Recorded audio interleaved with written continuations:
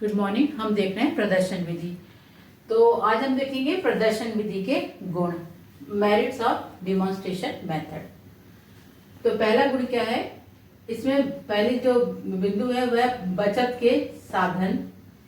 दूसरा गुण इसमें है कठिनाई निवारण। तीसरा है सक्रिय वातावरण। चौथा है मानसिक विकास में सहायक। पांचवा है स्पष्ट एवं स्थायी ज्ञान। छठवा है वैज्ञानिक विधि। सातवां है मानव मनोविज्ञान पर आधारित और आठवां है प्रभावी शिक्षण में सहायक। तो ये 8 पॉइंट हैं इसके गुण, मतलब इसमें 8 गुण पाए जाते हैं। तो पहला हम देखते हैं बचत के साधन। तो इस विधि में कम सामान से काम चलाया जा सकता है।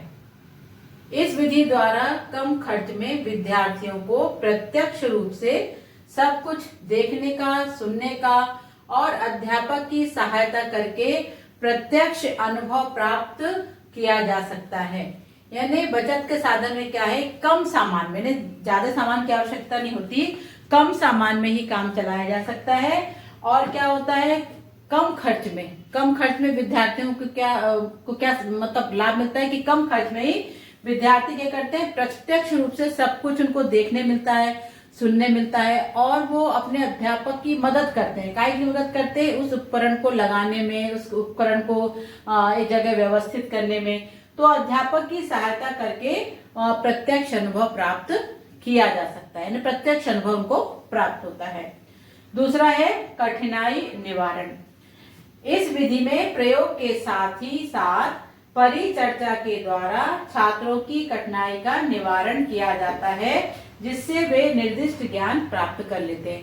तो इसमें क्या होता है, जब प्रयोग किया जाता है तो प्रयोग करने के साथ ही साथ शिक्षक क्या करता है, चर्चा करता है।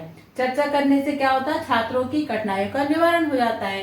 तो प्रयोग के साथ साथ परिचर्चा के द्वारा छात्रों की कठिनाई का निवारण किया जाता है, जिससे वे निर्दिष्ट ज्ञान प्राप्त कर लेते हैं। तो इस प्रकार जो दूसरा बिंदु है वो हुआ कठिनाई निवारण। अब तीसरा बिंदु हम देखेंगे सक्रिय वातावरण। तीसरा पॉइंट सक्रिय वातावरण। इस विधि में विद्यार्थी एवं अध्यापक दोनों ही विभिन्न प्रयोगों तथा क्रियाओं के प्रदर्शन में सक्रिय सहायता से आगे बढ़ते हैं। अतः दोनों के ही मध्य सक्रिय वातावरण रहता है। यानी इसकी विशेषता यह है, या इसका गुण ये कहो कि इसमें जो शिक्षक होते हैं, विद्यार्थी दोनों ही सक्रिय होते हैं। दोनों की ही मदद से क्या होता है, वातावरण सक्रिय बनता है। कैसे बनता है, क्योंकि शिक्षक और शिक्षार्थी दोनों ही क्या करते हैं, प्रयोगों और क्रियाओं के प्रदर्शन में सक्रिय भाग लेते हैं। शिक्षक भी विद्यार्थियों से प्रश्न पूछता है और विद्यार्थी भी शिक्षक से प्रश्न करते हैं या उनकी शंका का समाधान करते हैं। तो दोनों ही इसमें सक्रिय रहते हैं। तो दोनों के सक्रियता के कारण या दोनों के इस प्रदर्शन में भाग लेने के कारण जो होता है, विषय वस्तु आगे बढ़ती है। अतः इन दोनों के मध्य ही सक्रिय वातावरण बना होता है। तो वही बताया है कि इस विधि में विद्यार्थी एवं अध्यापक दोनों ही विभिन्न प्रयोगों तथा क्रियाओं के प्रदर्शन में सक्रिय सहायता से आगे बढ़ते हैं। अतः दोनों के ही मध्य सक्रिय वातावरण रहता है, क्योंकि दोनों ही इसमें सक्रिय होता है, वन साइडेड नहीं रहता। शिक्षक और शिक्षार्थी दोनों ही सक्रिय रूप से इसमें भाग लेते हैं। अब चौथा बिंदु है मानसिक विकास में सहायक। तो इस विधि में परिणाम तक पहुंचने में विद्यार्थियों को अपनी निरीक्षण, तर्क शक्ति, विचार शक्ति, सोचने समझने की योग्यता का विकास करना होता है। मतलब क्या हुआ कि परिणाम तक पहुंचने के लिए उसमें दिमाग लगाना पड़ता, मतलब उसमें निरीक्षण करना पड़ता है और उसमें तर्क शक्ति का प्रयोग होता है, सोचने समझने की शक्ति का प्रयोग होता है, विचार शक्ति का प्रयोग होता है। इन सारी मानसिक शक्तियों का प्रयोग इसमें होता है।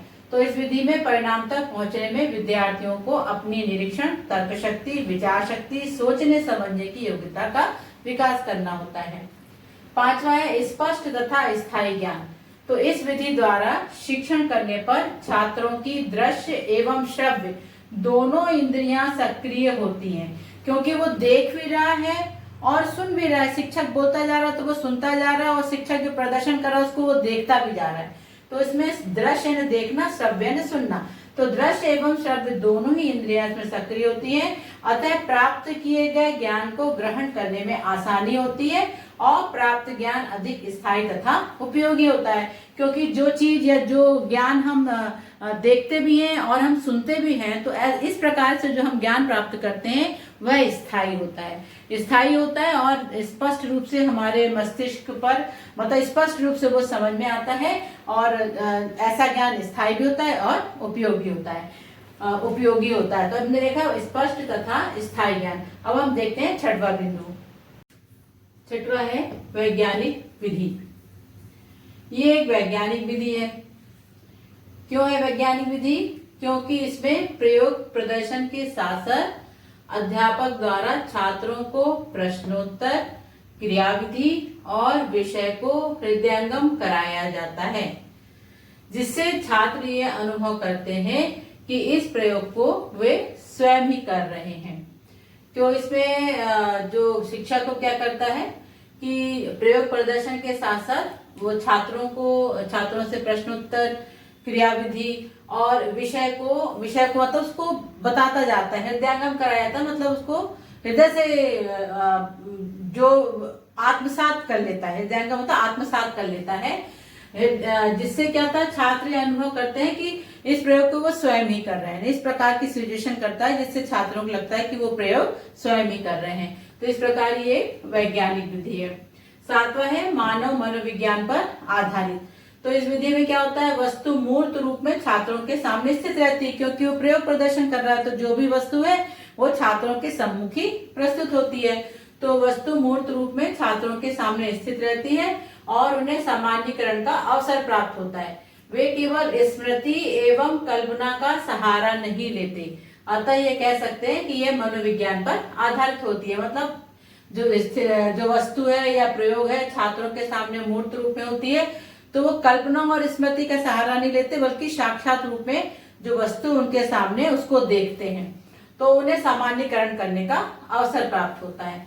तो इस प्रकार सातवां बिंदु है मानव मनोविज्ञान पर आधारित। आठवां है प्रभावी शिक्षण में सहायक। तो इसमें क्या है कि पढ़ाते समय मौखिक, कई बार क्या होता है पढ़ाते समय कई विषय वस्तु ऐसी होती है जिसको पढ़ाते समय मौखिक रूप से उसका वर्णन करना होता है। तो जब मौखिक रूप से शिक्षक वर्णन करता है तो उससे छात्र क्या होते हैं, संतुष्ट नहीं हो पाते। यानी जो मौखिक रूप से वर्णन होता है, तो इस मौखिक वर्णन से जो शिक्षक है वो विद्यार्थियों को संतुष्ट नहीं कर पाता है।